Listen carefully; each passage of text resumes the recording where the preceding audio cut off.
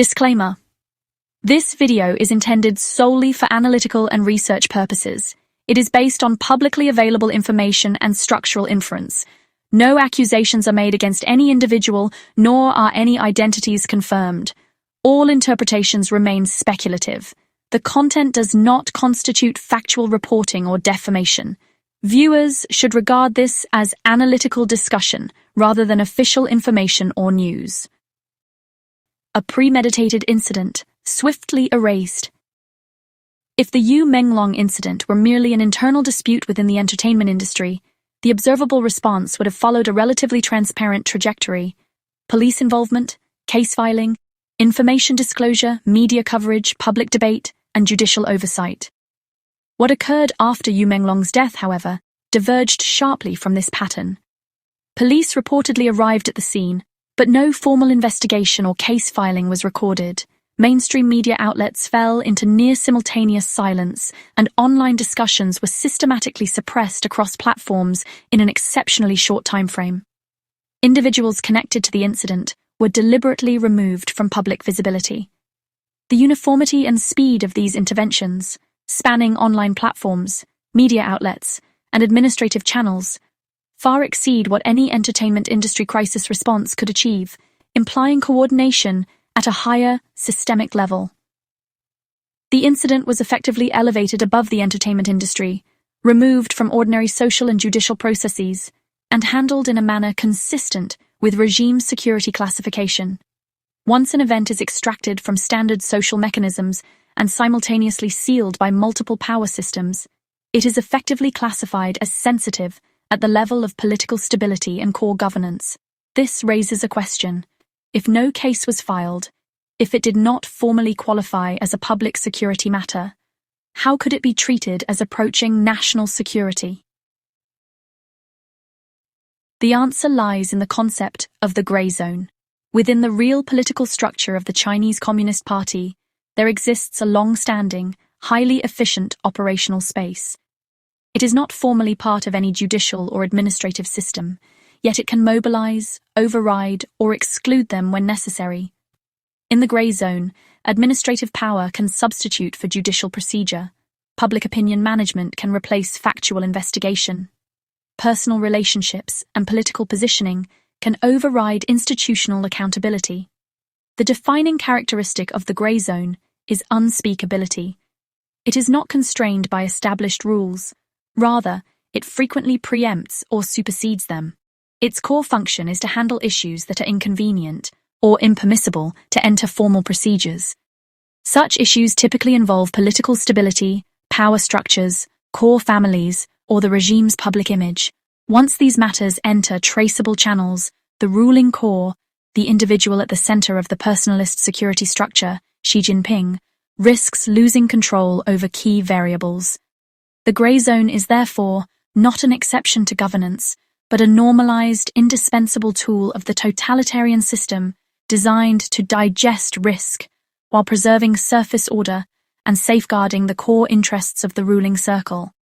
A key individual that can be analytically situated within this grey zone is Xi. Among those present at the scene, he was the most enigmatic. His identity was widely recognized within the industry as highly sensitive, yet impossible to disclose publicly. After the incident, his social media records and digital footprints were deliberately erased across platforms, making him the only individual among all those involved to receive this level of treatment. The synchronized failure of police and media as systemic intervention. The simultaneous inaction of police and media was not incidental. It was the direct result of systemic intervention. In most social incidents, police inaction is attributed to local corruption, negligence, or individual dereliction of duty. Such explanations collapse, however, in cases governed by high-level security logic. When political security or the integrity of the power structure is implicated, judicial withdrawal does not signal enforcement failure, but rather proper functioning of the institutional design. In the Yu Menglong case, police did arrive at the scene, yet undertook no substantive action, initiated no investigation, and formally declined to file a case. On the surface, this resembles dereliction of duty. Within a grey zone framework, however, It reflects a deliberate transfer of function. The case was never permitted to enter the normal judicial track and was instead elevated wholesale to political security handling. In political security contexts, the judiciary is often the first variable to be excluded. Once a case enters judicial procedure, records are generated, evidence chains established, and responsibility fixed with traceability. Tools such as interview transcripts, communications data, financial tracking, and social network reconstruction, essential in ordinary cases, become threats to risk isolation when high-level associations are involved. From the perspective of the power center, the concern is not legality, but whether high-risk identity associations are institutionally confirmed. Rather than manipulating judicial procedure, it is safer to exclude it entirely. Police are thus redefined, no longer investigators, but controllers of the scene, blockers of diffusion, and executors awaiting higher-level instruction. Accordingly, no case filing does not indicate neglect, but the completed transfer of authority. Within the grey zone, absence of judicial procedure signals takeover by administrative and national security mechanisms. This takeover is manifested through cross-departmental coordination. Propaganda suppresses information, platforms filter keywords, limit searches, and remove content. Personnel are managed via administrative channels, and all decisions are internalized as internal affairs. Subsequent clean internet actions, topic downgrading, search suppression, and rapid cooling of public discussion are externalized outputs of this standardized process. Police silence, therefore, is not a failure but a structural inevitability. Public appeals for case filing reflect a persistent misunderstanding, the belief that procedural justice can restore legal order. Within a totalitarian structure, this expectation is unrealistic. Police operate under strict vertical control. Sensitive cases are immediately escalated for risk-level assessment, which always supersedes independent enforcement. Once classified as a high-level security issue, local authorities are instructed to halt advancement to avoid entering forbidden zones. Within this system, insistence on procedure itself may be interpreted as political risk. Rational self-preservation dictates withdrawal.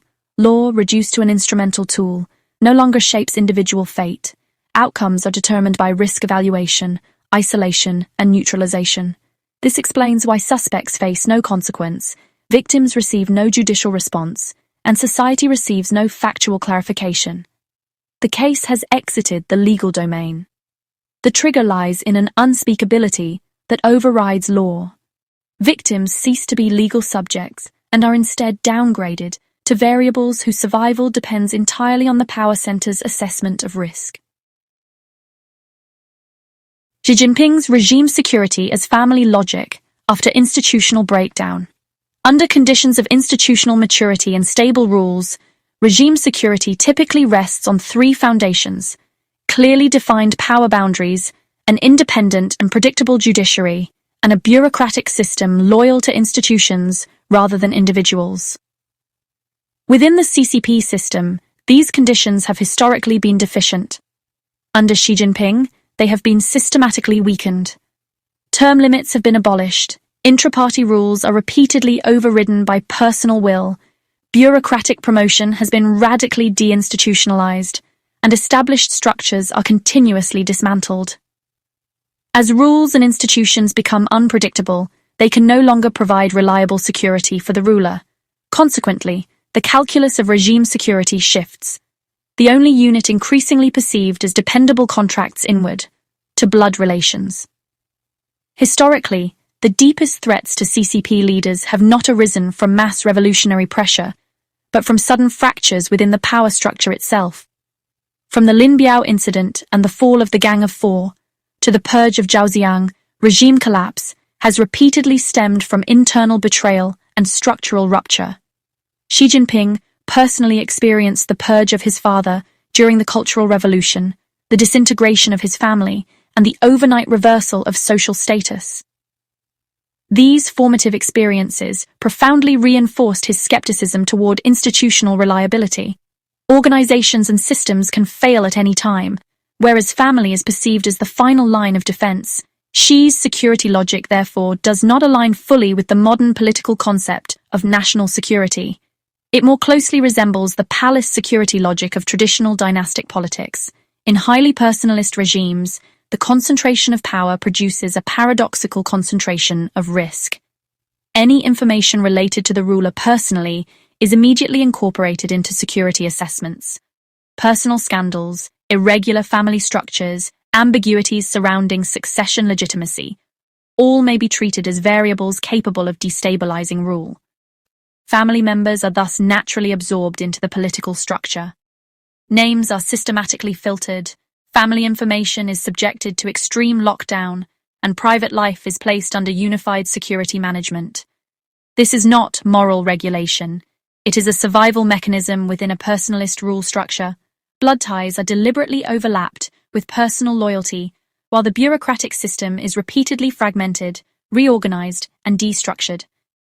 In such an environment, family becomes the only power anchor, not subject to frequent purges. Once information about family members leaks and triggers risk diffusion, the personalist structure of rule may develop irreparable fractures.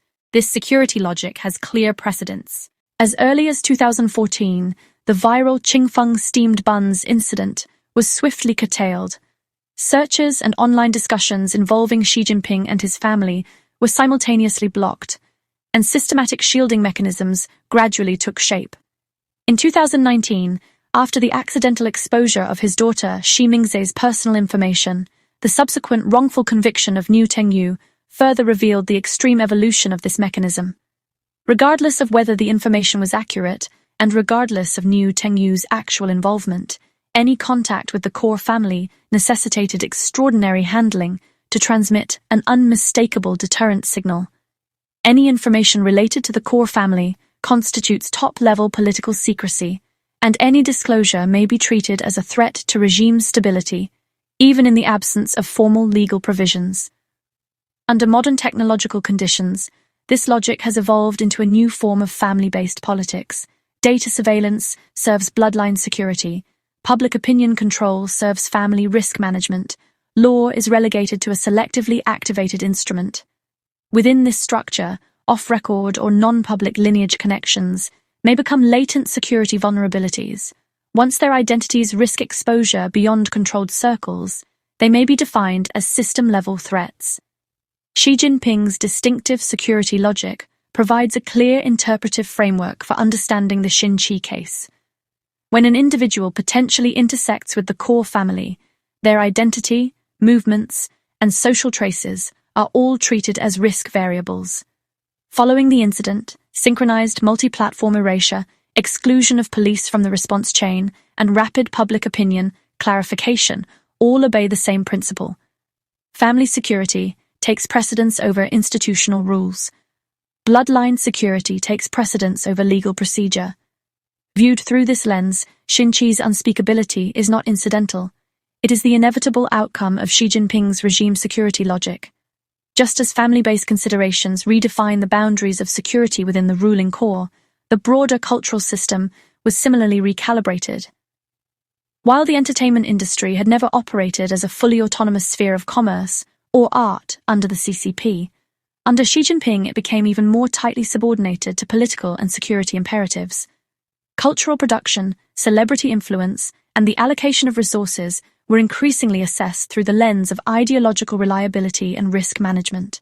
In this environment, culture itself was securitized. Participation, visibility, and influence were evaluated according to proximity to sensitive boundaries, and unspeakable figures could emerge, maintained not through fame, but through controlled invisibility. It is within this framework that the entertainment industry must be understood. When culture became security, Yan'an logic, and the inner boundaries of power, understanding the structural transformation of China's contemporary entertainment industry is essential for contextualizing this case. In 2014, Xi Jinping convened a symposium on literature and art in Beijing, explicitly stating that artistic work must serve socialist core values. This was widely interpreted as a return to Mao Zedong's Yan'an cultural line, not merely as an aesthetic directive, but as a reassertion of culture as an instrument of political control. From that point onward, An entertainment industry that had partially operated under market logic began to disengage from purely commercial principles and became tightly integrated into the ideological governance apparatus. Cultural production ceased to be evaluated primarily by audience reception or profitability, and was instead repositioned within a framework of political reliability and risk management.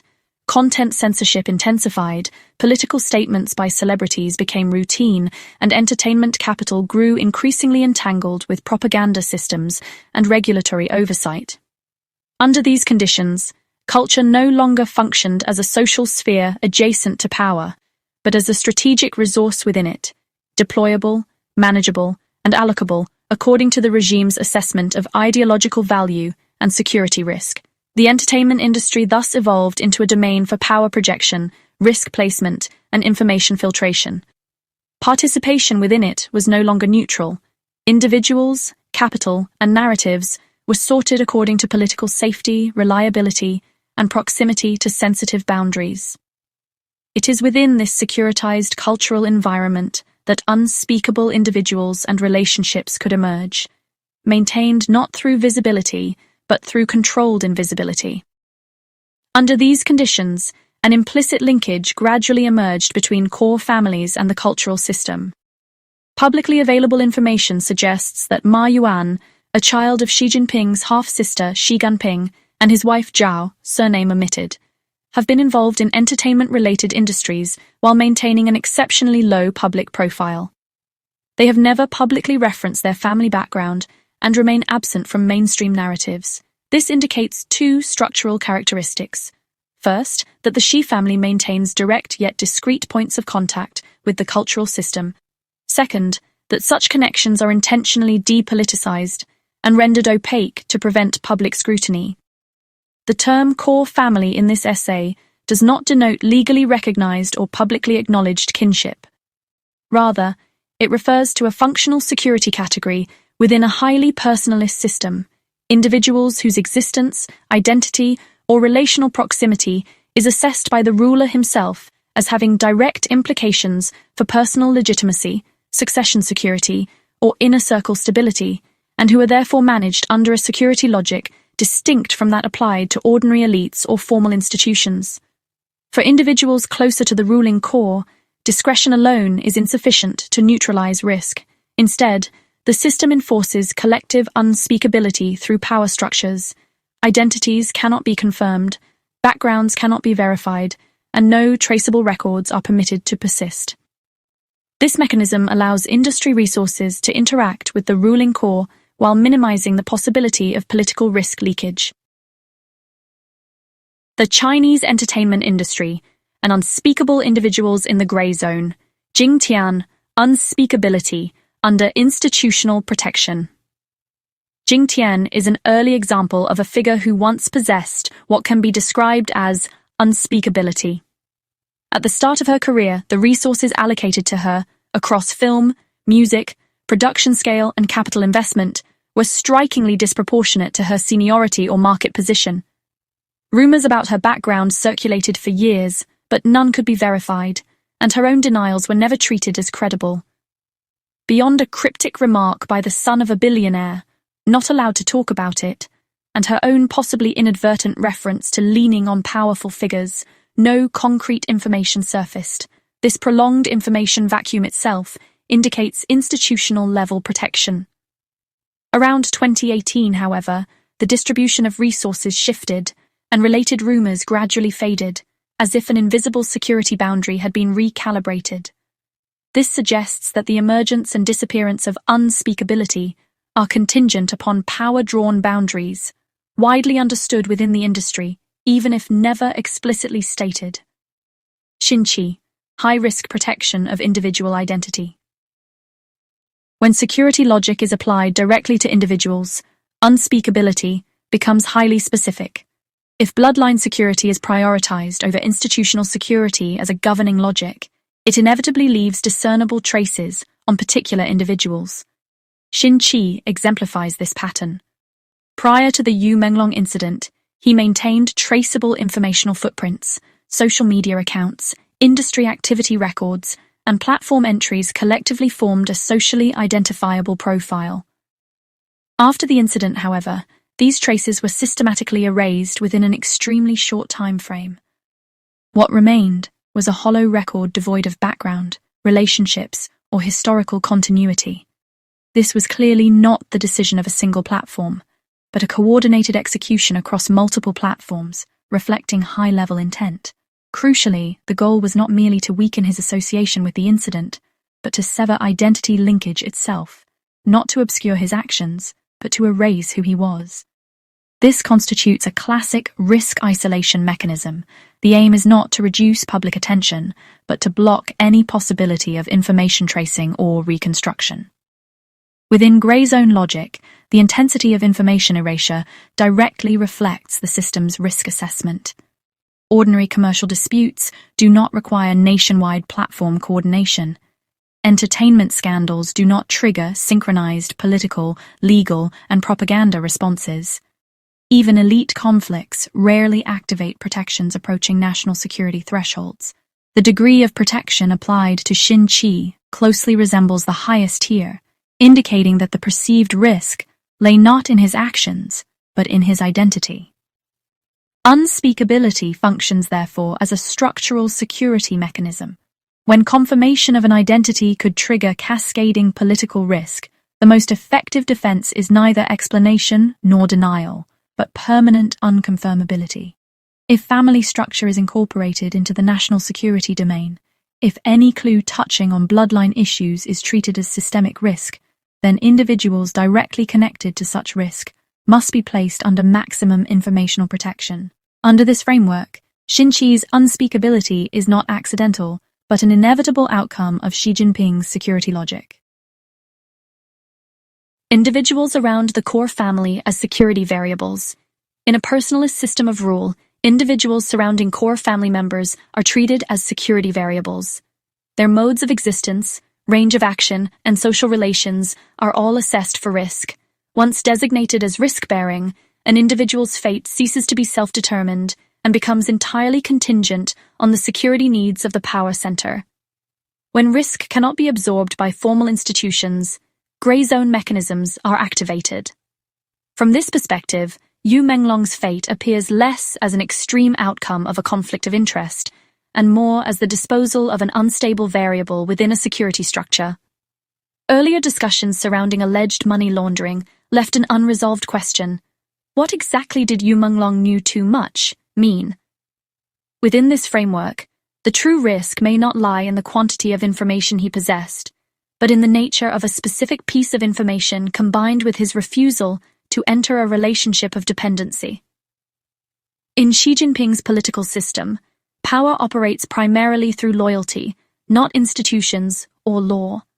The career trajectories of figures such as Kai Qi and Li Qiang, Kai Qi in particular, illustrate this principle: unconditional execution of Xi's will, proactive assumption of responsibility, silence amid public controversy, and accountability only to the source of power.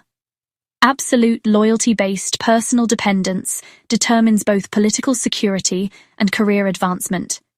Yu Menglong, however, refused both to join such a dependency structure and to accept its obligations.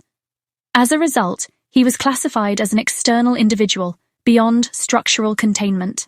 Within grey zone logic, informed but non-compliant individuals are inherently dangerous. Rumors about swallowing a USB drive, regardless of factual accuracy, serve merely as symbolic details. The core issue lies in refusal to relinquish control, to submit. In a system where loyalty replaces law, such refusal alone constitutes a challenge to order. This explains the escalating methods of disposal, from containing a risk variable to complete elimination. When an individual cannot be incorporated into a control structure, rendering them socially non-existent becomes, from the system's perspective, the lowest risk solution. Loyalty above all, Kai Qi as Xi Jinping's chief human instrument. Any serious analysis of Xi Jinping's security logic and the execution layer of his personalist governance must address Kai Qi, a central figure closely related to this case. Within Xi Jinping's political system, Kai Qi has long occupied a clearly defined execution role. his career embodying the institutional demonstration of loyalty above all. During Beijing's 2017 low-end population cleanup, Kai-Chi faced intense domestic and international condemnation. He neither explained, apologized, nor suffered political consequences. Instead, amid continued contraction and restructuring of power, he advanced to the Politburo Standing Committee in 2022. The signal is unambiguous. In Xi's system, executing high-risk tasks and absorbing public blame constitutes political capital rather than liability.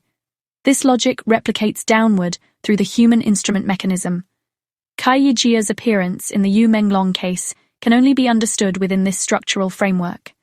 His role extended beyond serving as Xi human shield. He functioned as an execution node, responsible for information relay, directive transmission, and on-site control. His very presence indicated that risk isolation procedures had been activated. Human instruments possess execution power without decision authority. They enable responsibility transfer, information buffering, and risk insulation.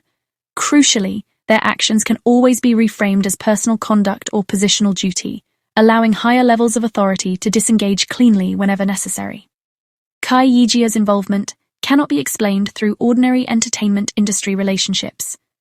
He had no identifiable business or personal ties to Tianyu Media or the artists involved, yet he appeared at critical moments and disappeared just as quickly from public view. Within the human instrument structure, this pattern is entirely coherent rather than anomalous. In personalist systems, loyalty functions as inheritable political capital. When a parent establishes a stable relationship of personal dependency with the ruling core, offspring entering execution layers enjoy built-in trust advantages, lower perceived risk, predictable alignment, and limited political ambition. Father-son human instruments thus constitute an efficient mechanism for the intergenerational replication of loyalty. The core objective of the human instrument system is to prevent upward risk flow. Information is permitted, indeed required, to move upward. Responsibility is not. This asymmetry explains why decision-makers become untraceable after the fact. Responsibility chains are deliberately dismantled by design, not broken by accident. 3 identity models. Compared. Why the non-public bloodline model has the strongest explanatory power. To explain Xi identity, 3 analytical models can be proposed. Their relative explanatory strength is judged by how well they account for observed phenomena surrounding the Yu Menglong incident. Model 1. Ordinary elite offspring. This model partially explains industry rumors as well as Xi access to resources and status within the circle. However, it decisively fails at key points. It cannot account for why, after the violent incident, his personal information was systematically erased to near blankness. Ordinary elite offspring, even when requiring damage control, typically only experience reduced exposure or blurring of details, not complete obliteration of their information trail. Model 2. Core, Xi-aligned inner circle member. This model improves explanatory power, accounting for strong institutional protection and high-level handling of resources and information. Yet even for inner circle members, identity usually remains known but restricted. Discussion is limited, but the individual is not entirely purged from public information systems. For example, after the new Tengyu case, Xi Mingzhe's known information was not systematically erased. Thus, the inner circle model alone cannot fully explain Xi exceptional treatment. Model 3.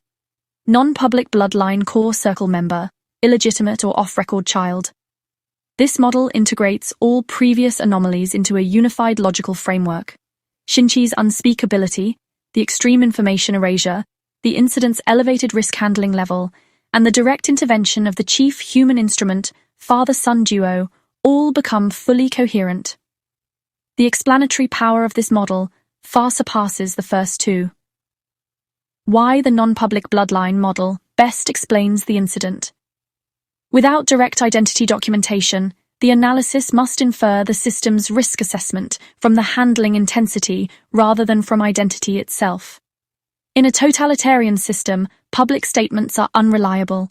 The only dependable signal comes from the intensity and coordination of response. If Xi were merely an ordinary elite offspring, Post-loss of control handling would remain local. News suppression, private negotiation, and if necessary, economic compensation. Even mobilizing administrative resources nationally would be rare, let alone synchronized erasure of personal information across platforms.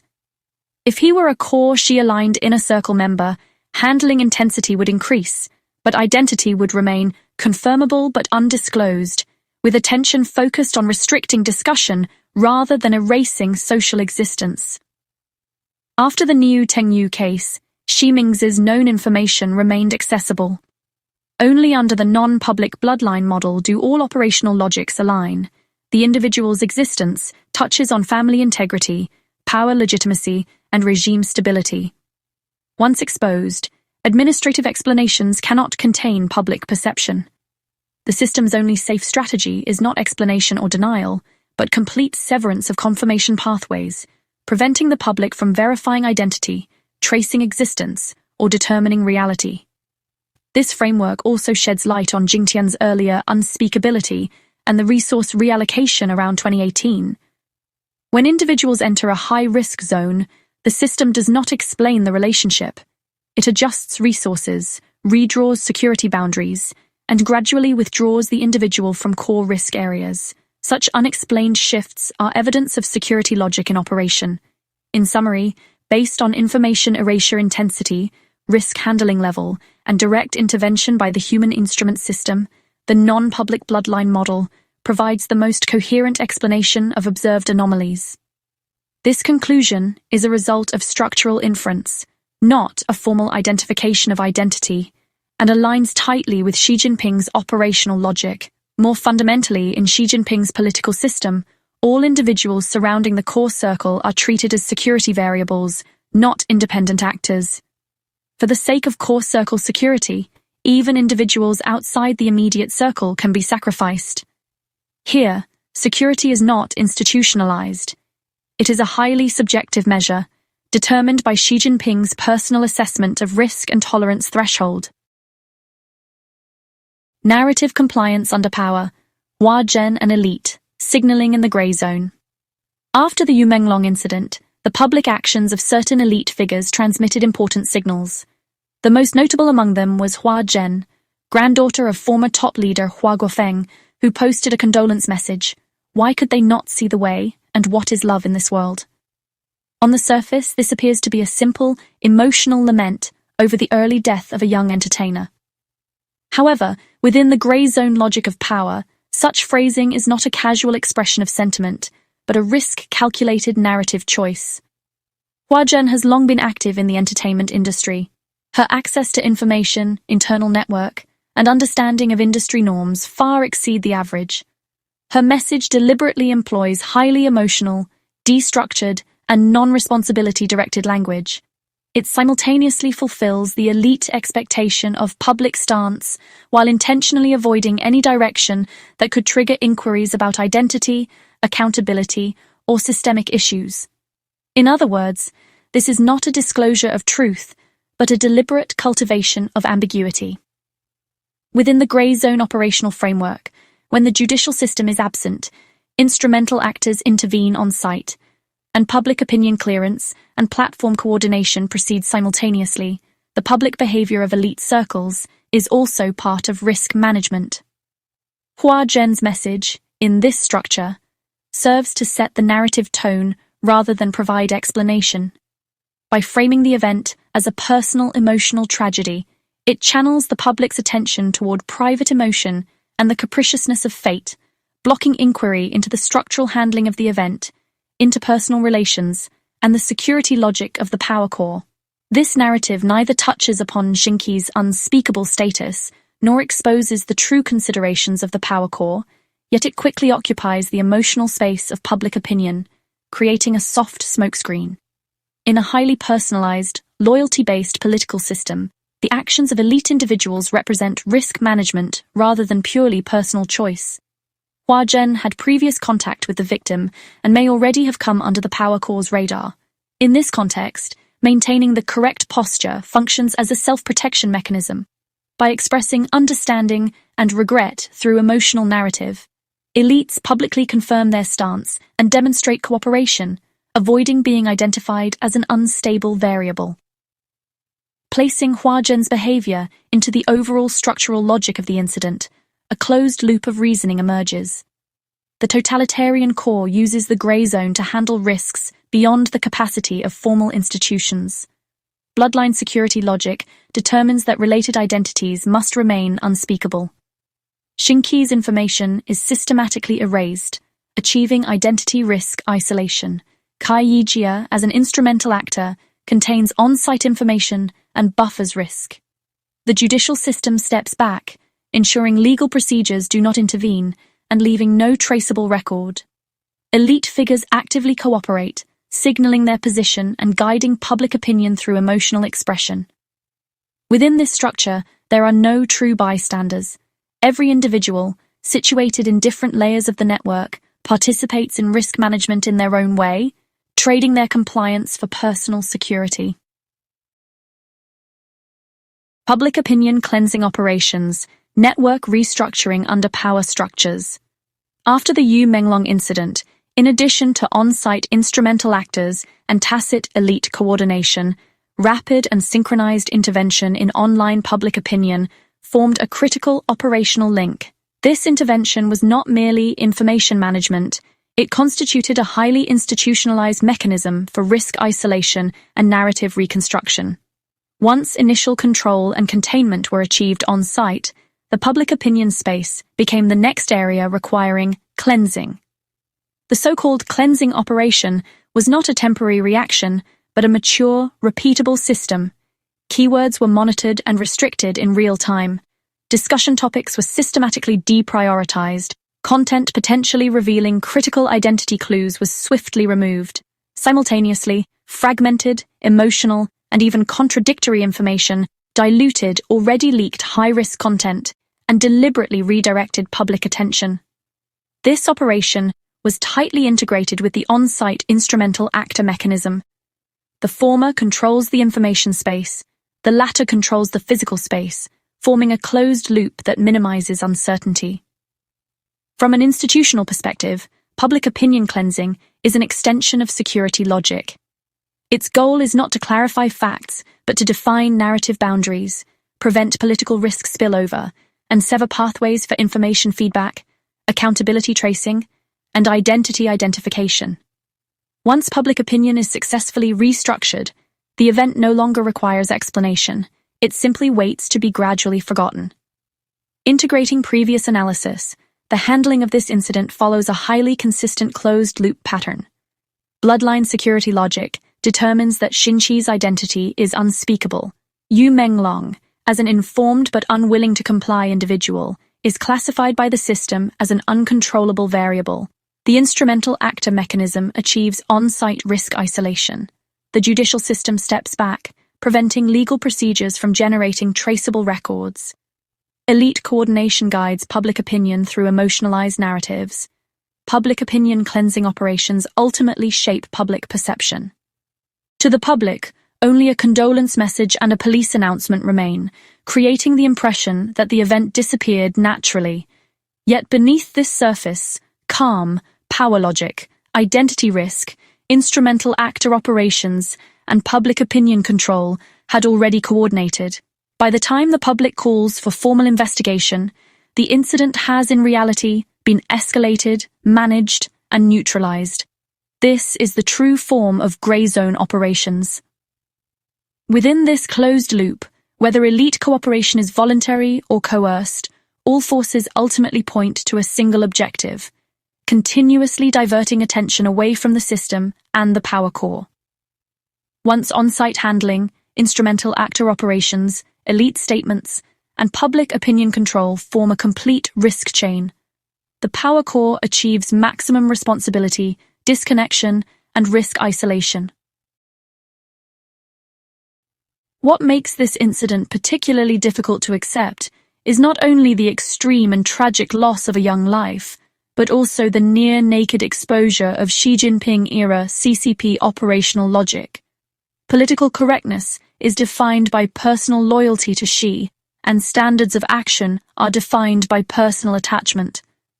Administrative, propaganda, judicial, and state security systems, nominally public institutions funded by taxpayers, and even ostensibly independent capital forces, are absorbed into the same obedience chain, with responsibility no longer directed toward institutions or public interest, but toward the will of the ruling core. Within this system, once an individual gains access to critical information about the core circle, even passively, refusal to enter a personal loyalty relationship results in the system classifying them as a governance risk.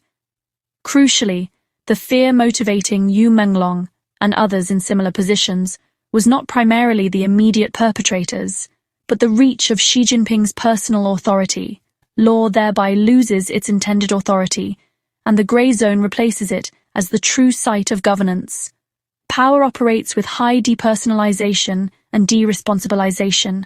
Instrumental actors are dispatched at will, order is maintained through loyalty and fear, and individual life and freedom are structurally downgraded, reduced to expendable, disposable variables.